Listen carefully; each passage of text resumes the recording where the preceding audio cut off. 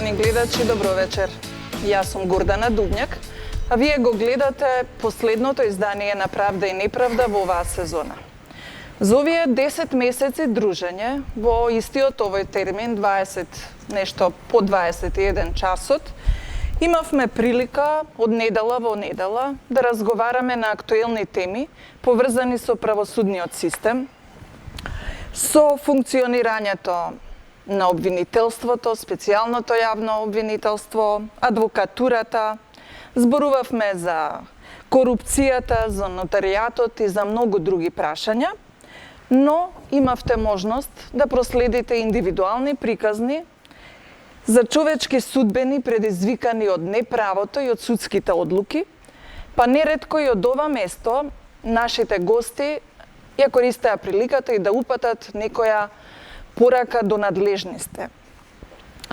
Ја користам оваа прилика да ви се заблагодарам и за бројните телефонски јавувања и за тоа што имавте потреба да раскажете својата приказна.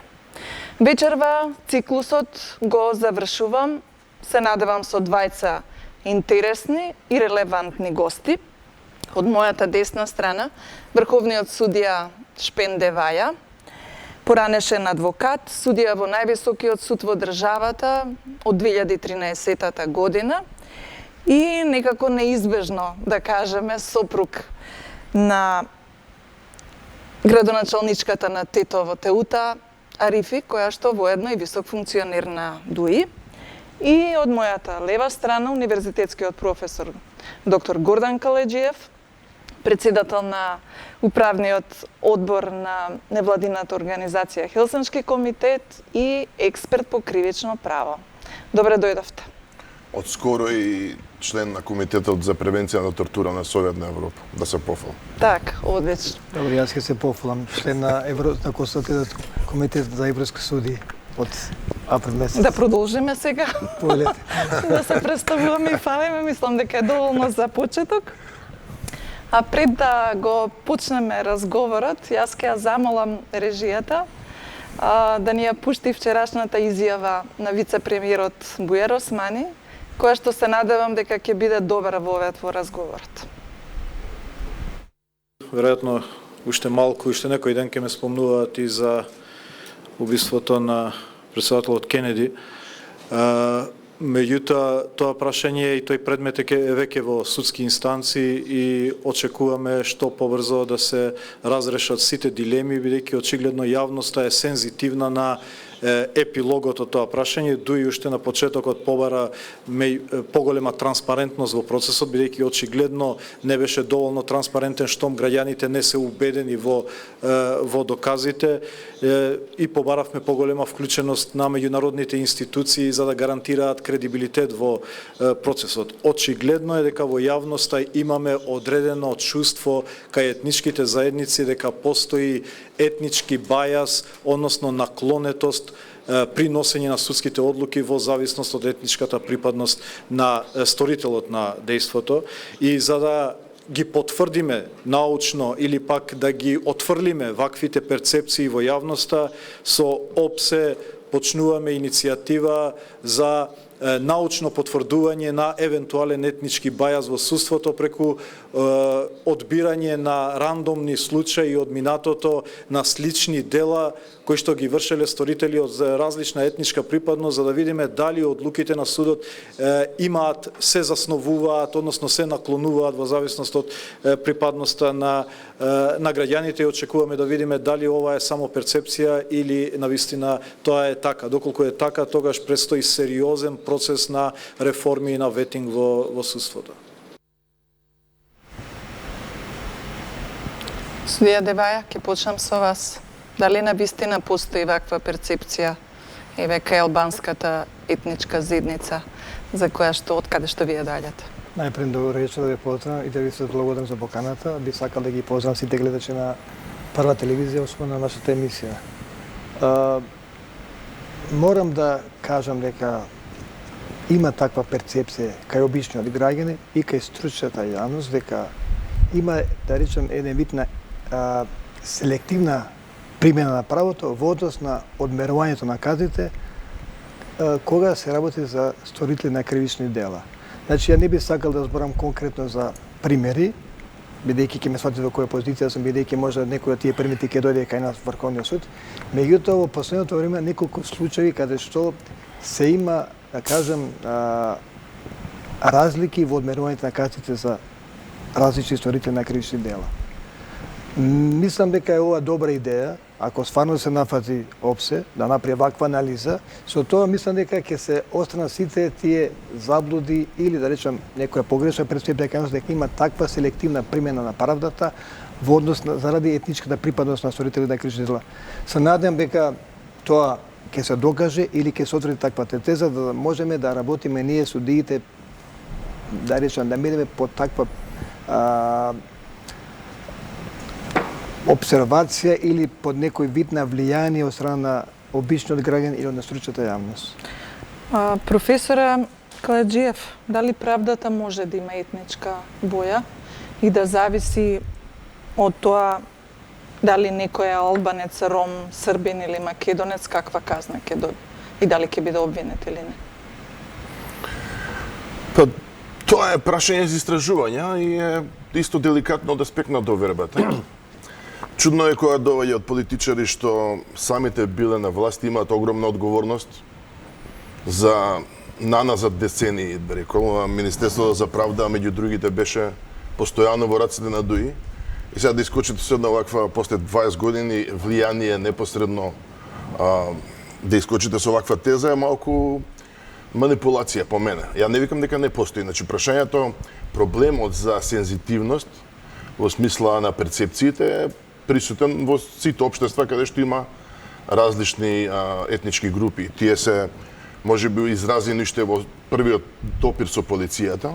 Англичаните, например, постојано прават студии дали едноставното сопирање на граѓани е врзано со профилирање.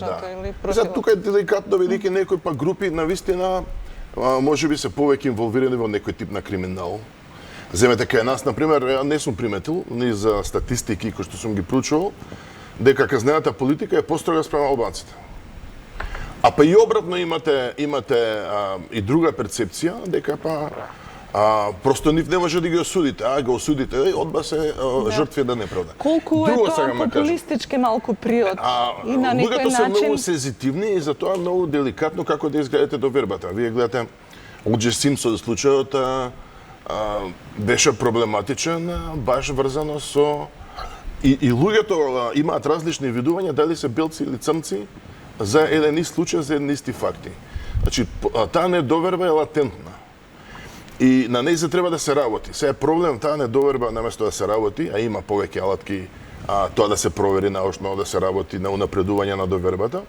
Проблем е сега кога не се ја подкопуваат тие кои што треба или се одговорни да ја градат довербата. Да е представници на извршната власт. И тука имате, што да ви кажам, политичките партии ден денес... Колку на некој начин политичките партии ги ставаат судиите и судството во една многу нелагодна ситуација, затоа што се добива впечаток како однапред да е донесена пресуда. Еве, јас се сеќавам кога за случајот Алмир, што предизвика најмногу внимание, имавме тврдења од адвокати дека се свесни адвокатите дека ќе добие многу мала казна виновникот затоа што албанците секогаш се жртви на режимот. Меѓутоа, неодамна па имавме ист таков случај на младо момче, 13 годишно, што загина во градскиот парк и му беше досудена казна на сторителот, на сторителката 3 години. Така што некако... Адвокатите и политичарите, да речам, имаат таа комоција и комфортност. Нив им одговара едноставно да добијат поени на тоа, лесно се... И дури и да градат можеби да. и мислење што не е дозволиво за судиите. Знаете што, ја не би сакал конкретно, меѓутоа знаете што во целата оваа работа со Алмир, за мене е недопустиво да се дојде, да се гласа и да има развојна на етничка основа. Едни да гласаат вака, други да гласаат вака. Дали да има преквалификација, недоквалификација. Мислам, тоа е недопустиво. Да се двоиме ние се уште таму, значи ја не сум судија албанец таму. Така. Јас сум таму судија кој треба да штити законот и да видиме во интерес на граѓаните. Значи таму не сум јас представник на албанска заедница да штитам само албански интереси или да штитам само македонски. Да, но колку има тука и знаете желба што? да се Меѓутоа, додвори Значи тоа зависи од самиот на собствената етничка Знаете заедница. што? Значи тоа зависи од самиот судија, од самиот човек со интегритет. Значи политичарите во секоја држава ќе сака да влијаат врз судиите или врз професори во било која професија. Меѓутоа зависи од самиот човек, од неговиот интегритет како со тоа ќе се справи. Меѓутоа знаете што? Ја не сакам да ја коментирам изјавата на господин Бујар Османи, тоа си е него. Меѓутоа јас се согласувам со професор Калаџи дека тоа е потребна анализа и ако тоа не го прави опсе, треба го направи некој истражувач кој стварно сите тие дилеми кои постојат кај јавноста, дали се работи за албанска или за македонска, за било која значи јавност, перцепција, дали има или нема таква подвоеност на етничка основа. Дали, пример, албанците се повисосудени или тие се покриминогени, овие не се покриминогени. Едно е сигурно, например, ромската популација е несразмерно повеќе кратно присутна во затворите отколку другите. А не сме ги чуле дека се жалат, дека се жртви на селективна правда. Да. И сензибилитетот е различен, што да ви кажам. Различен сензибилитетот, меѓутоа и стереотипите што постојат во јавност. И предрасудите едни према други го прават тоа. Нажалост, тоа е така. Така, затоа што исто толку опасно е па да не можете некого да осудите, затоа што однапред се направило такво јавно мислење, дека само заради тоа што некој е албанец или ром, ќе биде осуден. Или ослободен исто така. Значи, ние судиите мора да го издржиме притисокот на јавноста. Значи, не може да се затвориме ние. Значи, ние мора да се справиме со тој притисок. Ако си професионален, чесен, со интегритет, ќе го надминеш тоа. Ако не, тогаш треба да си одиш дома. Значи, не може да се заткриваме ние стално зад канцеларии и да кажеме дека овој ни прави притисок, овој ни прави влијание и заради тоа сум направил такве однако. Тоа нема оправдување. Значи, секогаш има и ќе постои влијание и притисок. Меѓутоа, судијата сам со својот интегритет, со својот професионализам треба да се одбрани. И да донесе одлука согласно слободно судиско верување и согласно законот и уставот. Да, меѓународни како договори. теоретичар и научник, професоре, сметате дека ни е потребна таква анализа? Па, анализи никогаш не се на одмет. Ние генерално во судството за многу работи и немаме вистински анализи. Например, оценките што се правени и врз основа на кои се изработувани стратегии и слично се углавном политички. Добар дел се и од невладиниот сектор. Научни, за жал, истражувања, домашни или странски, има многу малку. И тие не се нити се организираат, нити се поттикнуваат, а тоа Министерството за правда и Министерството за наука би требале да го земат, па и богами за внатрешни работи, бидејќи добар дел од тие истражувања, например, што ги спомнав за Велика Британија, нивни спонзора, речеме организатора, самиот Home Office. Така што тоа е еден посериозен пристап. Ние сме сега на површински и се базираме на перцепции. И од ова место многу гости. Еден куп работи се базирани на перцепции, вклучително и овие последните приказни со може да се корупција, слушне не знам дека што. имаме многу ригидна казнена политика, а сепак немаме доволно анализи кои што може да го подкрепат тоа и кои што ќе ни дадат некаква насока во кој правец треба да одиме. Дали треба нешто да менуваме или не. Значи, јас сега ќе ви дадам друг пример. Значи, пак нема да зборам со конкретен пример, тоа нема личности. Имавте случај кај еден градоначалник кој беше многу храбар пред да влезе во судот, кога дојде дали ќе добие решение за притвор, доби куќен притвор. Друг случај, човек во години 70 години, бидејќи не бил коректен према судот, доби притвор. Значи, сепак се тоа двојни аршини. И мора да ги избегнуваме ние тие двојни аршини. Да, и тие аршини фактички прават негативна И перцепција. перцепција и за селективност на правдата и за нефункционирање на правото и така натаму. Денеска Министерството за правда го објави извештајот на ГРЕКО, групата држави против корупција, еден документ на цели 49 страници, каде што е наведено дека до 30 септември 2020 година владата треба да исполни 23 препораки.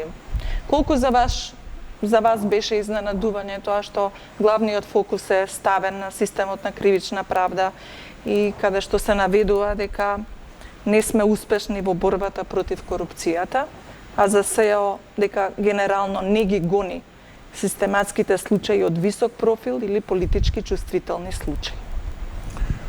Да почнам од ова последно, морам да признам дека извештаот во целина не сум го почитал, да си признам. Од она што го видов во медиумите, ова последно што го споменавте, навистина ми е дури смешно.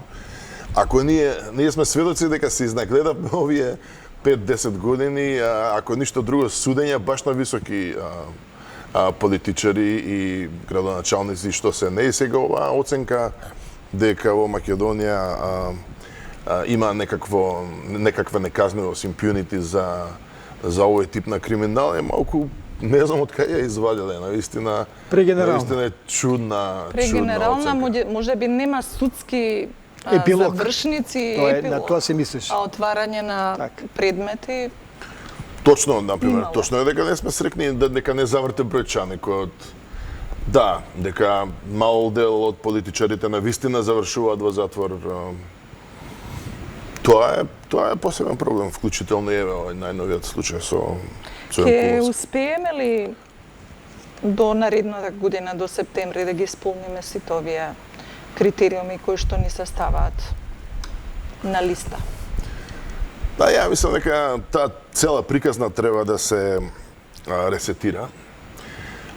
Странски извештаи и вклучително и амбасади, гледаме и по овој примерот за кој што веројатно ќе разговараме повеќе со специјалното обвинителство и тој закон, се погрешно фокусирани врз законодавни реформи, палиативни реформи. Ние на законодавен план имаме пристојни решенија или модели кои што се дисфункционални во практика. Например, самиот модел на судска самоуправување преку судски совет, кој што е можеби функционален во некои држави, Италија, например, кај нас и во Бугарија се покажува проблематичен или напротив уште полесна алатка за политиката. Политиката исто така цело време реторички зборува едно, прави друго. Вие и денеска имаме ситуација, ништо не е променето, точно се знае кој ќе биде председател на овој или на оној суд, дали албанците ќе го имат едниот, другиот, третиот, па дури ни позициите не се разместени. Така што и најновата власт си го користи судскиот совет или друго си продолжува тие отабани патеки. Ние само изигравме можда будали или наивни со шарена револуција, што ти не во смисла дека навистина ќе се заврти нова страница, дека политиката ќе дигне раце од правото. Такви едноставни решенија нема. Беше одлична идеја на премиерот да го формира тој некаков интелектуален научен совет на почеток. На првото резидување ни удрија клоца. Беше добра можност и тоа можеби не е низ таков Колку совет. власта сака да слуша мислење на експерти? Треба да се испитаат навистина корените на зошто овој систем што го имаме, иако е добар на хартија, не функционира. И кои би биле методите тој да се надмине, бидејќи со ситни унапредувања на системот, очигледно немаме резултати, ние тоа го пробуваме со години. Или напротив, изгледа као се регистрираат резултати цело време, и таму кај што има и таму кај што нема, меѓу другото и самите амбасади сакаат да покажат дека овде што уложиле пари и слично има некој успех. И после има некој напредок, кој со Груевски 3-4 години и од еднашка привеа шамар, немало напредок, туку имало назадување. Така и сега. Имало напредок. Сега спомнуваат дека голем напредок имало во сферата на безбедноста и тајните служби. Одма ќе ви кажам, значи ние покажаме како општество, како невладен сектор, како наука, како министерство, ние влегуваме во тие сериозни реформи неспремни како општество.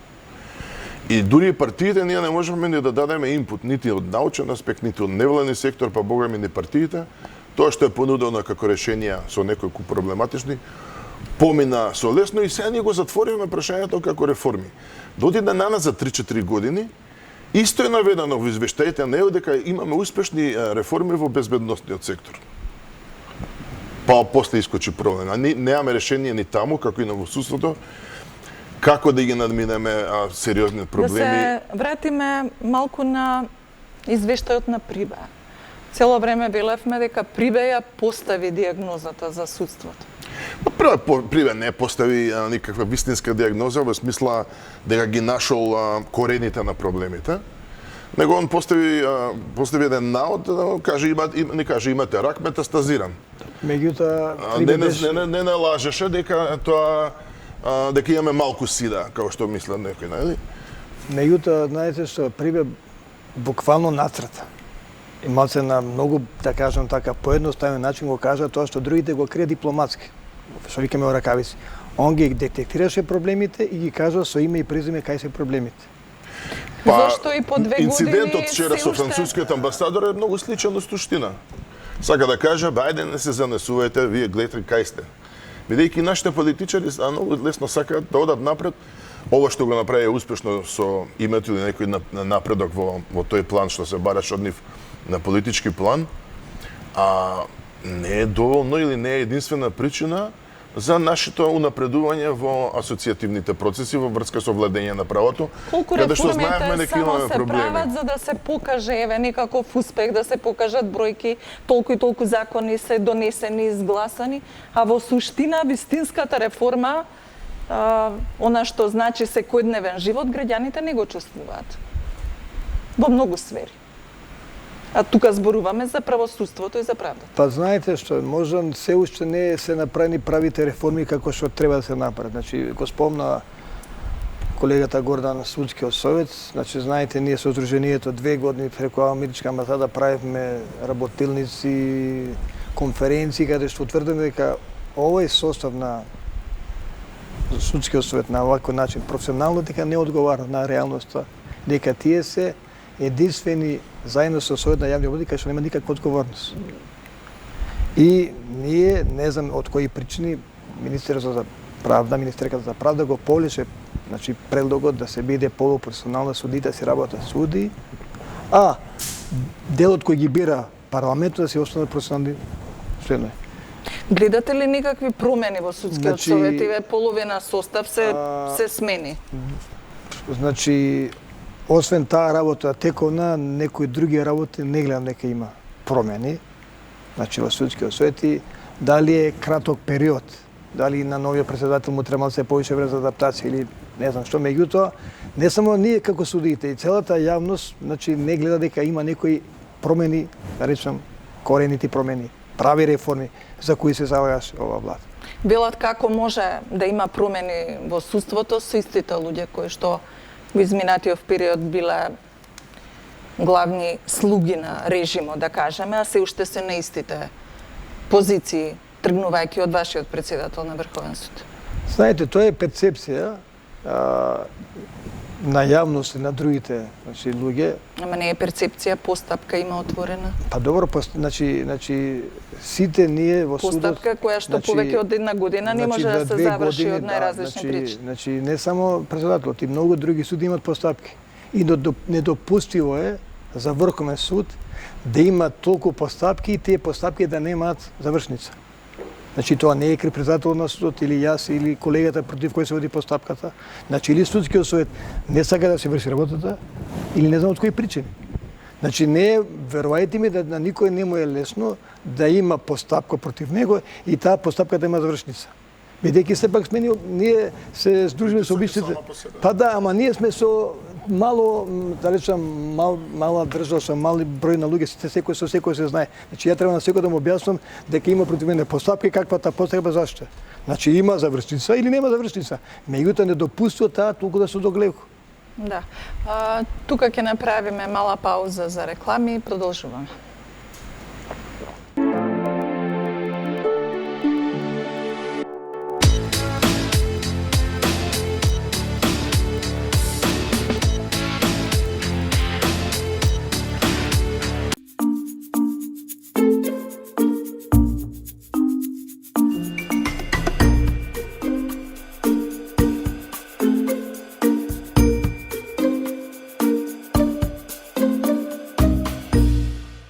Поврзете се со VIP Combo Box и добијте брз интернет дома или во вашата викендичка. Каде и да сте. Едноставно вклучете го уредот и за само 599 денари месечно уживајте во сурфањето. VIP член на А1 Телеком Австрија групацијата. Јас сум тука, кога животот е убав и те обзема љубов. Кога со радост зборуваш, а уште посладко молчиш. Кога затвораш очи, кога брзаш, кога љубиш. Роса, секогаш со тебе. Поради преселба на салонот за мебел Nordic Design попусти до 40% на експонати и до 30% за нарачки. Голем избор на гарнитури и трапезариски маси со врвен квалитет и дизајн од добро познатите брендови Клерико, Нубија, Калигарис. Посетете не во салонот на Јужен булевар и nordic.mk. Добар ден! На што се жалите денес? Докторе, последниве неколку дена ме боли десната рака. Ништо страшно. Тоа е поради возраста. Ама, докторе, и левата рака е на иста возраст, па не ме боли. 2 компоненти во една таблета за брзо и силно дејство. Парафен за ден без болка.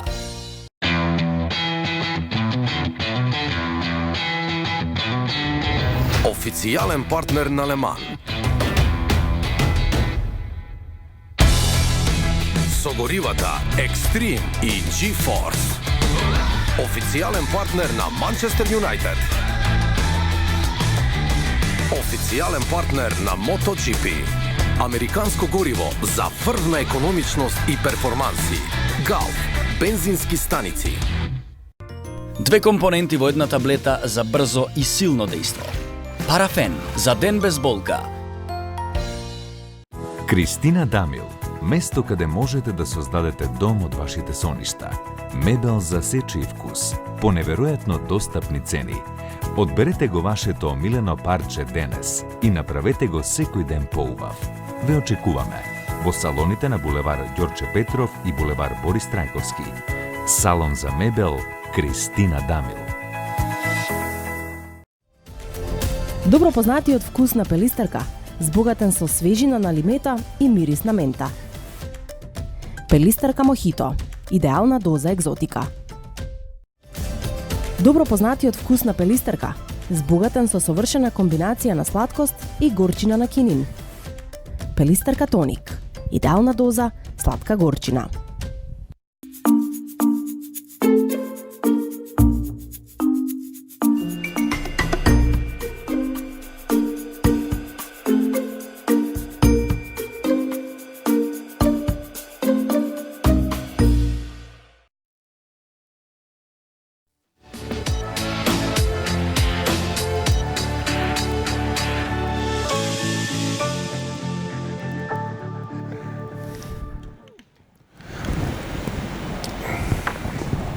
Продолжуваме со последното издание за оваа сезона на Правда и неправда.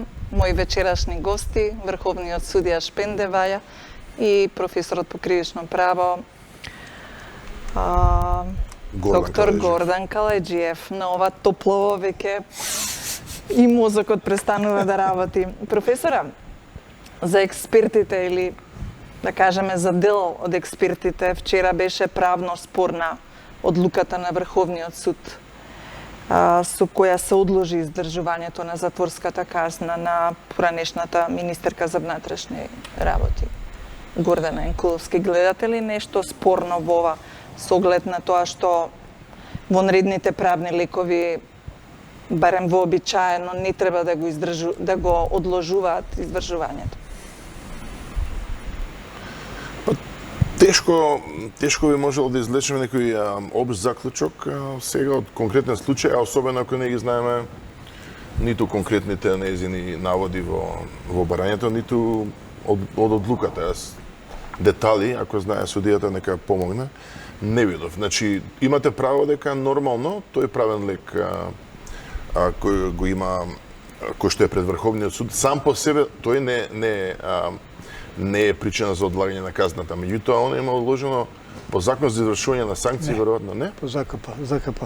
Да? Што да кажам, има една сега перцепција на јавноста дека тој профил на луѓе, за тоа што се влијателни политичари и слично успеваат да ги одложат издржавањето на казните или некои да избегаат, затоа што едноставно за нив има некои импунити, некои договори, што ја знам. А дека обичните луѓе или најчесто ромите ќе завршат во затвора втор ден. Тешко би можело сега од еден случај, она е сепак мајка на мало бебе, не знам на што све се повикува. Добро, да не заборавиме дека и Лила има... Рамковска беше мајка не, и тоа на неколку тоа не го деца. коментирам. Тој не би ни сакал да правам знак на равенство меѓу тоа што беше тогаш режим и каде што имаше навистина обиди за злоупотреби на системот и денешните прилики. Значи, јас сум критичен во смисла на тоа дека се уште има политички влијание и слично, но не би сакал воопшто да правам компарација во смисла на режимот тогаш и сега. Друг е проблемот што ние дури не сме расчистили ни со тие, да речам, злоупотреби од тоа време. Ние се фокусирате цело време, гледам на судот, до обвинителството. Никој имаше констатации па и за тоа дека се политизирани, па се формираше дури САЕО. А за разлика од судиите кои што во релативно голем број одговара пред Советот и беа разрешени, во обвинителство немате такви случаи. Па дури не знаеме ни што се случи. Дисциплински имаше казни практично за 27. директен удел, беа тупанеца на извршната власт во време на полицијата. Имаше обид да се притиснат невладиниот сектор, јас бев кој ништо не стана. Обвинителката што го водеше случајот си е супер и ден денес. Немате разрешница во тој вид на некакво прочувствување кој бил одговорен во тој режим за да денеска не се повторува. Значи, ако луѓето сватат дека и такви најсериозни злоупотреби од режимот остануваат несанкционирани во кариерата, зошто пак би менувале битно некаков начин на поведение или на учење навики. Така што друг е проблемот дали сега тука низ призмата на Врховен има некоја борба меѓу некакви судски елити, бидејќи ние дојдовме сега во Македонија, се подели општеството, за тоа сме зборували порано, а од една страна Врховен суд, од друга страна, не знам, обвинителството, вклучително и специјалното, заедно со Министерство за правда имаат различни гледања на најважните можеби правни проблеми во моментов. И тука има практично некаков ривалитет, веќе поделеност која што не оди по систем на влијанија, туку по некакви судски елити врзани со политички и со аргументација повеќе политичка отколку правна. Ние преска зборувавме за етничкиот дел на тој проблем, а го имаме и на партиско ниво. Значи, ние правните проблеми или решенија, од законски до практични, луѓето ги застапуваат од политички аспект или од етнички, не од правен. И ние правна дебата немаме, па дури никој не ги праша за овие спорни закони обвинителите. Ти имаат многу изградено мислење и постоеше посебна комисија. И сега влијае на тоа странски амбасади, политичари, кој не стигне даваат изјави за никој не ги правни праша, билите обвинителите, дали сакаат да кажат... Па не ги прашувате, вие не ги прашувате, ни медиумите. Не, проблемот е во нешто друго. Се забележува на едно општо ниво многу тактизирање. Има ли тактизирање и во овие случаи кај Врховниот суд? Имам чувство како да сака Врховниот суд еден преседан што беше направен со поранешниот премиер Владо Бучковски, за една слична ситуација кога се чекаше, се одложи извршувањето додека не се донесе одлука по вонреден правен лек, сега да го прави истото. Значи, за мене не е спорна одлуката на Врховниот суд во однос на случајот со Гордана Јанковска. Тука е заснова закон за критична постапка, не знам сега кој член не е битно го цитирам, каде што може да се одложи извршувањето на казата затвор до конечно одлучување на одлуката на Врховниот суд. Не ги знам ја деталите, стварно бидејќи... Ама добро, ако велиме дека е вонреден правен лек. Значи, ви кажам дека во Законот за критична постапка постои таква можност, каде што е дозволено одлагање до на извршување на критична наказана затвор до окончување на одлуката на Врховниот суд. Колку е тоа вистинскиот мотив, кажете знаете ми?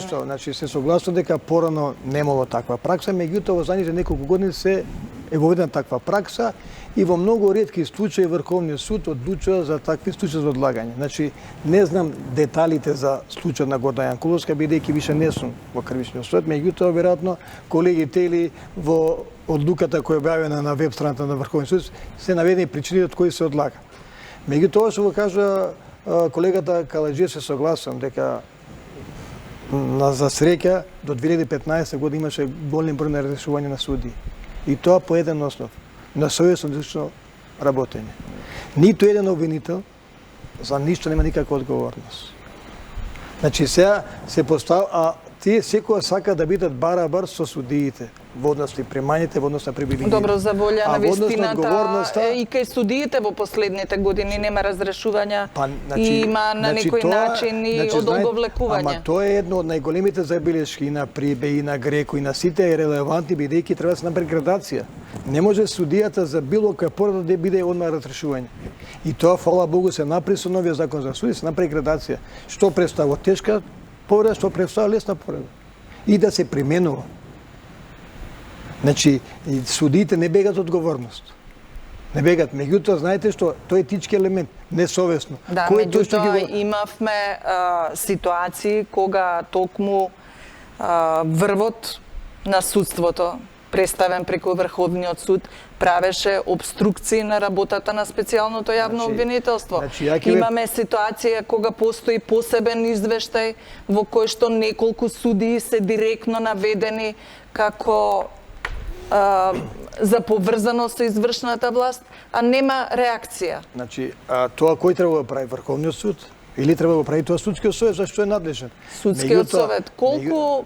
Сакам да кажам друга работа. Значи, знаете што, јас разбирам перцептијата на јавност. Ја и сакам да сум на удар. Меѓутоа биде тој удар конструктивен и критичен. Не да биде само напаѓачки, само рушилачки, без аргумент. Значи, не е тачно дека Врховниот суд бил главна обструкција на СЈО. Ако беше Врховниот суд главна обструкција, денес нема да постои СЈО. Па за бомбите знаете вие и за БЗЗ-то. Значи, не сакам да има такви квалификации. Добро, знаеме и за некои други расправи во Врховен суд, кои што не завршија. Крајното решение е тоа. Нема одлука. По двете работи. Кој е надлежен да одлучува по барем заштита законитоста, дали селио или јавниот и за бомбите. Не гледавте обструкции кај председателот на Врховниот суд? Сега знаете што, за оделни ситуации. Не сакам да правам мобет за личност. Вие зборувате како за колективно тело, јас зборувам за поединци кои што се нотирани со име и презиме. Не сакам да зборам за поединци. Значи јас сакам зборам за колектив, зборам за институција Врховен суд. Ама вие не сте колективно тело. Ама ние сме суди кои работиме во колективно, ние работиме во совети, не судам јас сам. Значи, ја не сум процедурен предавање сам, јас сум судија кој е член на советот. Значи, јас сам може ништо направам. Јас сум член на колективно тело. Ама токму заради тоа имавме совети каде што точно се знаеше, дури и начинот на кој што гласале судиите. Значи, јас сум за секој судија и било кој член на оваа заедница кој направил било какво дело да се сноси одговорност. И од тоа не бегам јас. Се согласувам. Што и јас, мислите? ако имам некаква одговорност и ако некој смета дека сум направил, слободно нека покрене било каква постапка пред мене, било кој надлежно. Не бегам од тоа. Нека се крием за тоа. Мојот имунитет јас. Значи, мене ме штити имунитет да ја да работам незаконски. Меѓутоа, мене ме штити имунитет за моето гласање. И не може никој да ме донесе на одговорност за моето гласање. Како сум гласал јас? Сум мислел така и така сум гласал. Тоа ми го дава законот, уставот и моје слободно судско верување. Да, ви го дава, меѓутоа токму заради тоа и одговорноста на највисокиот суд. Ако сум го злоупотребил, за тоа има органи. Да. Ама затоа има органи кои ќе треба да постапат за тоа.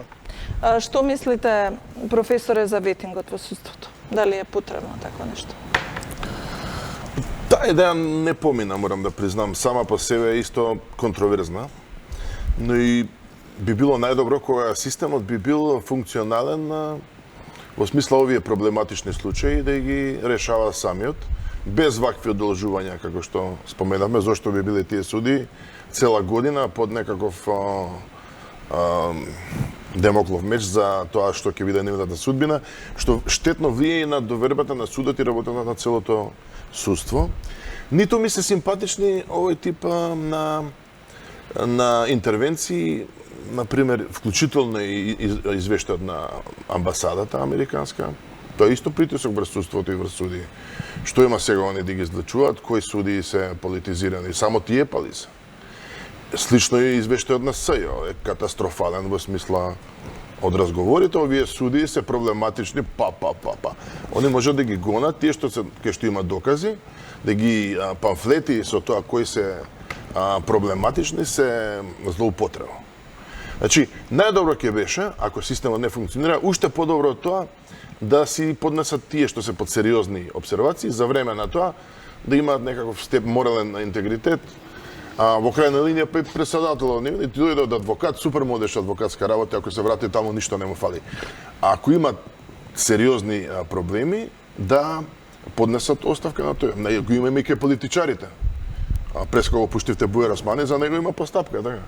Ја да сум политичар, да има за мене отворена постапка СЈО, утре ден да ќе си давам оставка, бидејќи ако не знам што е подпредседател на влада, што е еден од главните таму во владата, неприфатливо е извршно некој од врвот на извршната власт, што е посомнение кој што де факто може да влијае по повеќе начини.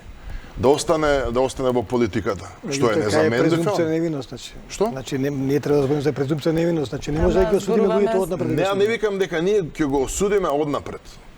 Меѓутоа, степенот за политичка одговорност кај политичарите е посензитивен отколку кривичната. Вие ако имате размишлена доверба во судија на Врховен суд или во министер, не треба да чекате во смисла како одговорност, како личен чин. Да, ако сум јас, ако стигнало до таму, бидејќи тоа не е па ни малку, значи тоа обвинителството не поведува постапки па од чиста злоупотреба. Значи има некои сериозни сомневања, ако е одговорно обвинителството, еве сите го фалат СЈО, значи нешто има. За тоа да се расчисти, треба некој што е на сериозна функција од кај што може да има влијание, привремено да се повлече или да го разреши премиерот. Или пак некој е заложник до толку на политиката што не може и да сака да се повлече. И морам да признам, не ми беше симпатично апропо овие четворица, ниту зошто ги излече антикорупцијска комисија. Они се политички оцрнети за политички влијанија, а овие секи им го испитуваат имотот. А нема за нив, кој ќе има за некој судија дека имот стекнал на некој начин, е едно, политички влијанија се друго. Тие не се автоматски поврзани политички влијанија и криминал корупција. Достапни цело време. Тие како и сите други избрани именувани функционери пополнуваат Комисијата анкетни антикорупцијска листови. не може директно ни еден извештај да излече суди и да биде алатка на некоја власт. А ние сега целата доверба ни беше онив, транспарентно ги избравме тртамрт. Не е ово. Јас се согласам со колегата Каладжиев, бидејќи ако во самиот свој извештај СЈО ги спомнува тие суди, па зашто не покрени на постапка против тие суди? Кој ги спречува? Па покрена против суди од управен суд. Не, збориме за овие четворица. Не, збориме за луѓето кои се апострофирани во нивните извештаи. Значи, сепак знаете што СЈО е странка во постапката. Недопустило е странка во постапката да каља судија. Значи, тоа недопустило е. Сепак се тие странка во постапката и не можат тие да дават мислења своји за одлуки на Врховен суд, да кажат дека се законски неправилни тоа. Сепак не е тоа улога нивна. Или дека ќе ги сменат. Или ќе ги сменат. Не, што кој го шиша Врховен суд, може утре ќе ги сменат. Кој е тоа, како е тоа срамота? Тоа девалвација на институцијата и на самите себе си. Кога го спомнавме специјалното јавно обвинителство, очигледно сега преговорите на работните групи околу законот за јавното обвинителство се во ќорсокак. Каде и каква разврска гледат околу овој закон? Ја на неколку наврати сум кажал, разврската е многу едноставна и сите приказки за тоа дека некој го кочи трансформацијата на СЈО се лажни, бидејќи ниту ВМРО, никој не се противи на главната идеја да се задржи автономијата со некоја транзиција. Друг е проблемот зошто воопшто имаме на едно тело кое што не си го завршил уште мандатот, транзиција, и тука се сакаше да се најдат решенија, можеби со некои магични одредби во новиот закон за обвинителство, врзани со реизборот на катици, врзани со актуелните истраги, дали тие ќе продолжат или не. Сум кажал неколку пати, ниту местото има во тој закон само кажува како се организира обвинителството. А никаква врска нема ниту со истрагите, ниту со доказите. Е непристојно таму, а некултурно е да го ставите таму тоа прашање. Второ, не е да реши, не е извршната власт, не е таа што ќе ги реши дали според ЗКП за актуелни предмети треба или не треба да се води истрага, бидејќи тоа е работа на судот. Министерството за правда треба да само да каже, да изгради систем во кој што судот ќе се почитува. Не може Министерството за правда да гради систем во кој што ќе зазима страна, а судот е непријател. Затоа што, не знам, судот врховен го води Јово Превара, не знам како го девалвираат. Одлуката за истрагите на Врховниот суд е речиси едногласна. Сите се превара во Врховен суд, па тоа да се убиеме. Или кој е тој систем кој што има таков Врховен суд, на кој што може да го бришеме или да не кажам нешто помало. Впечаток е дека сега во овој момент основните судиите од Кривичниот суд се во една многу неповолна ситуација, па некако и премногу често во овој период има и одложување на рочиштата. Колку се тие сега ставени во една ситуација меѓу чеканото и наковалната? Од една страна, доколку се одлучат да направат оценка на обвиненијата, тие кои ќе дојдат пред Врховен суд да бидат вратени назад, а од друга страна имаме и незавршени судски постапки во предмети во кои што како застапник на обвинение се јавува СЈО, а постојано се одложуваат. Еве денеска Титаник повторно се одложи. И тоа што е многу симптоматично заради отсуство на двајца обвинети кои што замислете се во куќен притвор. Знаете што? Значи, судиите судат врз на законот, уставот и меѓународните правни прописи. Значи, да ве потсетам малку. Значи, до сега не се случило во историја на македонска правосудство судот да побара мислење од странка. Како што направи Основниот кривичен суд, да побара мислење од јавниот обвинител во однос на доказите. Никој не го спречува судот да си работи. И треба да работи. Нема потреба од калкулација. Нема потреба од калкулантски работи. Си има закон, има постапка ќе се ја заврши. Значи, во кривичната постапка вообичајното се одлагањето. Меѓутоа и тие имаат ред. До кога може да се одлага? И од кои причини? Значи, нема што да чека Основниот суд и да дојде во конфронтација со Врховниот суд. Нашите правни мисли се задолжителни за Врховниот суд, не се за пониските судови. Меѓутоа има опасност кога ќе дојде, ќе одлучиме ние како што сме одлучиле. И нема, затоа ќе се судат како во законот. И нема друго. Нема што да се калкулира тука. Да се чека од извршната власт или од некој друг како да им помогне. Никој нема да помогне судијата, сам се прави својата присуда. И за тоа што го прави се сноси одговорност. Колку Врховниот суд ги спасува актуелните истраги? Значи, не ги спасува, Врховниот суд суди врз на законот. Значи, ако се го читале мислењето на професор Калајџиев во однос на најпроблематично, да речам, најжешкиот проблем што е истрагата. Не истрагата, временскиот период. Од кога до кога? И дали после тој период треба да постапа СЈО? Значи, ние го читаме законот. Значи, лесно е на секој да кажува, меѓутоа ние треба да работиме со... Имаме предмети. Значи, мораме да одлучиме. И јас стојам за тоа, за таа одлука на Врховниот суд на општа седница. Значи, никој не ги спречува обвиници за организиран криминал да ги одат постапките. Си имат закон, нема потреба. Едноставно да си ги земат предметите од како ще ги даде на специјално, така да си ги земат, да си ги просто постапките. Никој нив не ги спречува. Зашто да чекаме ние сега, што ќе се случи со СЈО, дали ќе се инкорпорира во јавното или не, кога имаме ние обвиници за организиран криминал, кој постоеше пред. Ние го знаеме контекстот зашто се формира СЈО си ја постигна целта, меѓутоа имам уште многу незавршени предмети кои треба да ги заврши. А овие предмети после 1 јули 2018 треба да се ги води Вилма Руцковска како шеф на организиран криминал. Моето мислење е уште порестриктивно.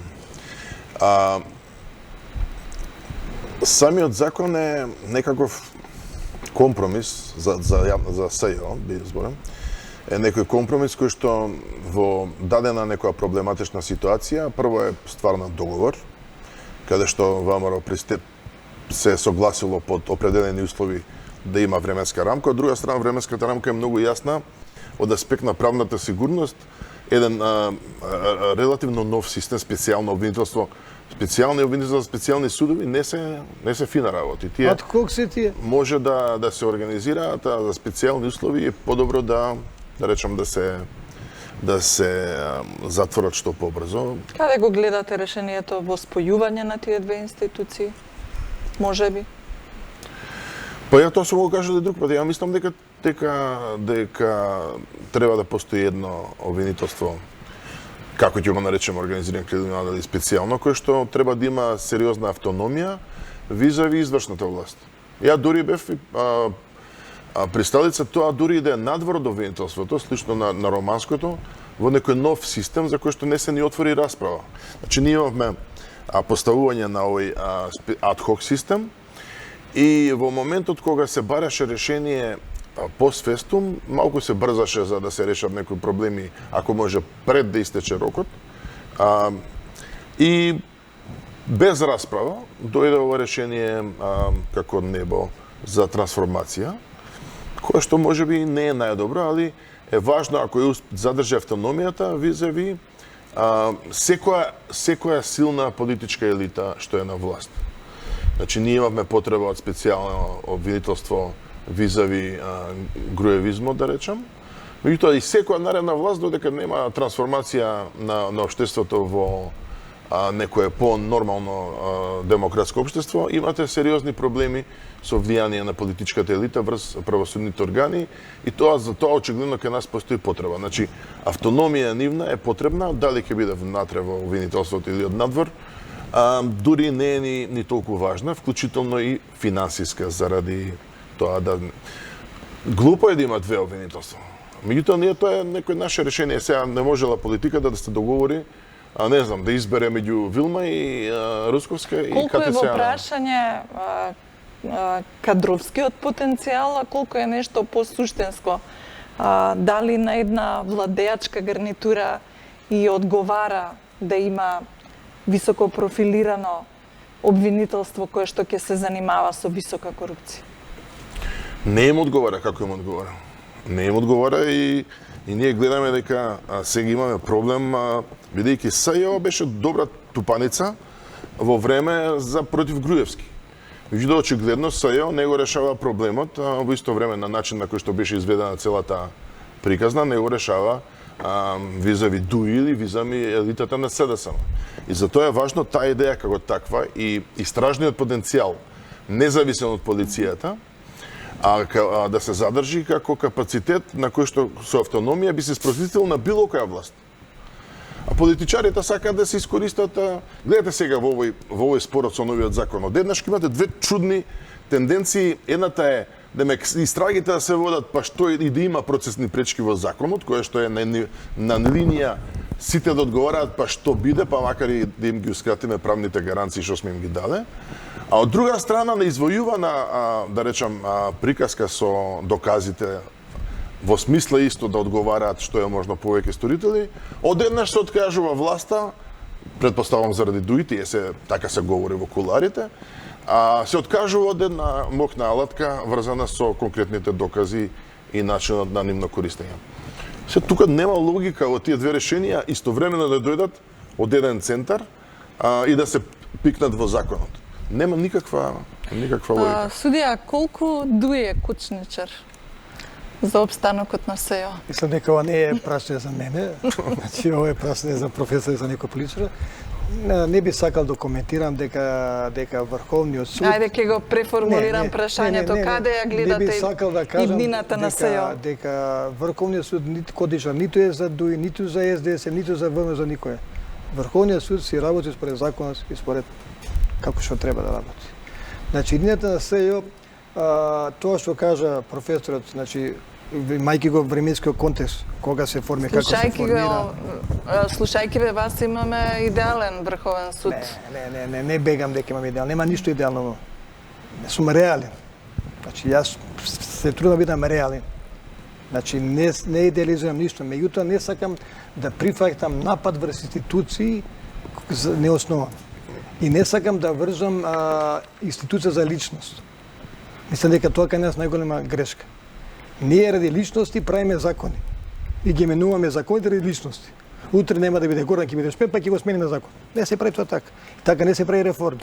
Колку Врховниот суд е жртва на Јово Вангеловски? Ја не знам тоа. Имиджот на Врховниот суд. Значи, јас не можам да кажам, ја не се чувствам дека сум жртва, а некој друг ако се чувства жртва, тоа не го прави. Ја не се чувствам жртва. Значи, јас не сум таму ради Јово Вангеловски. Не сум ради Јово Вангеловски. Ниту да го штитам Јово Вангеловски, ниту да ме штитам мене.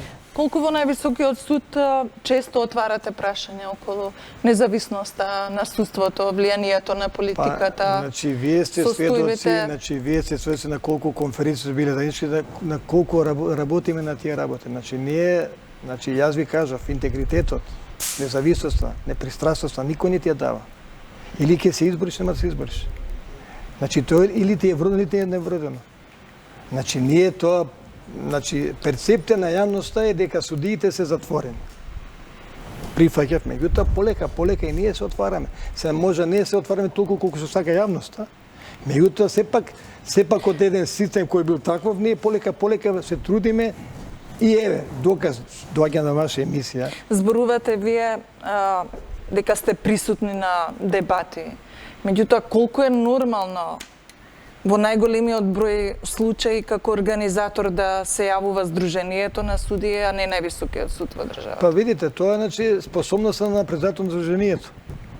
Тоа така го гледам. Или пак игнорирањето на председателот на Врховниот суд. Може да е така, меѓутоа немам таква перцепција. Тоа треба ги прашате луѓето, донаторите и тие кои ги организираат овие конференции. Зашто гледат во Сдруженијето кредибилен партнер за организирање многу настани, а не гледат во Врховниот суд. Меѓутоа, јас ви кажам, јас сум таму судија, еден од 15-19 кои сме наеднакви таму, и јас зборам за себе и за тоа. Значи, не сакам да се врза личност. Јас ви благодарам за вечерашното учество во емисијата. Нашиот термин истече. Почитувани гледачи, останете со програмата на 1 ТВ и со колегата Чомовски, а од следниот вторник гледајте ги репризите на Правда и неправда. Имајте убава вечер.